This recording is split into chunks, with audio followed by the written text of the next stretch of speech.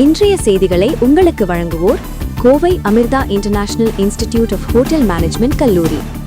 தமிழக சட்டமன்ற தேர்தலை முன்னிட்டு கோவை பெரியநாயக்கன்பாளையம் காவல் நிலைய எல்லைக்குட்பட்ட கஸ்தூரிபாளையத்திலிருந்து மேட்டுப்பாளையம் சாலையில் உள்ள KR மருத்துவமனை வரை எல்லை பாதுகாப்பு படையினர், மகாராஷ்டிர மாநில காவல்துறையினர், பெரியநாயக்கன்பாளையம் காவல் நிலைய காவலர்கள் மற்றும் ஊர்காவல் படையினர் 300க்கும் மேற்பட்டோர் பங்கேற்ற கொடி அணிவகுப்பு ஊர்வலம் நடைபெற்றது. தமிழ்நாட்டில் வருகின்ற 23ஆம் தேதி நடைபெற உள்ள சட்டமன்ற தேர்தலில் பெரியநாயக்கன்பாளையம் காவல் நிலைய எல்லைக்குட்பட்ட பகுதிகளில் பொதுமக்கள் எவ்வித அச்சுறுத்தலுமின்றி வாக்குப்பதிவு செய்ய காவல்துறையினரின் கொடி அணிவிப்பு ஊர்வலம் நடைபெற்றது.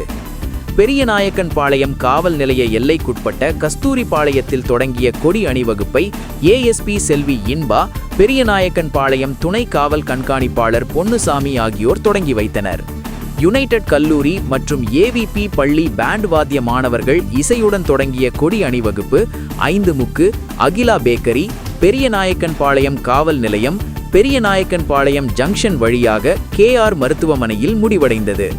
இந்த கொடி அணிவகுப்பில் பெரியநாயக்கன்பாளையம் காவல் நிலைய ஆய்வாளர் ராஜேஷ் கண்ணன், தடாகம் காவல் நிலைய ஆய்வாளர் சித்திரா, பெரியநாயக்கன்பாளையம் அனைத்து மகளிர் காவல் நிலைய ஆய்வாளர் பழனியம்மாள், உதவி ஆய்வாளர்கள் உள்பட எல்லை பாதுகாப்பு படையினர், மகாராஷ்டிர மாநில காவல்துறையினர், பெரியநாயக்கன்பாளையம் காவல் நிலைய காவலர்கள் மற்றும் ஊர்காவல் படையினர் 300க்கும் மேற்பட்டோர் பங்கேற்றனர்.